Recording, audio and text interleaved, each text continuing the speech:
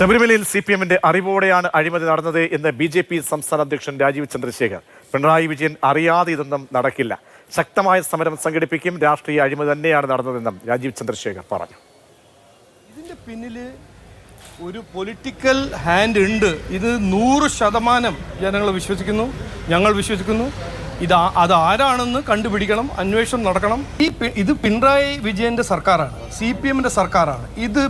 ഇവിടെ ഈ സർക്കാരിൽ പിണറായി വിജയൻ വിചാരിക്കാണ്ടേയും ആലോചിക്കാണ്ടേയും എന്തെങ്കിലും നടക്കുമോ? നിങ്ങൾ എന്നെ ചോദിച്ചു നോക്കൂ. ചെയ്യോ ആരെങ്കിലും? അങ്ങനെ ധൈര്യം ഉണ്ടോ ഈ സർക്കാരിൽ? ഇല്ല. അപ്പോൾ ഇതെല്ലാം പ്ലാൻഡ് ഒരു അറ്റംപ്റ്റാണ്, പ്ലാൻഡ് കോൺസ്പിറസിയാണ്.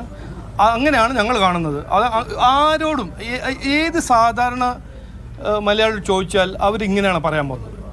ഇതിൻ്റെ പിന്നിൽ പൊളിറ്റിക്കൽ ലീഡർഷിപ്പ് ഉണ്ട്, അവർ സഹായിച്ചിട്ടുണ്ട്.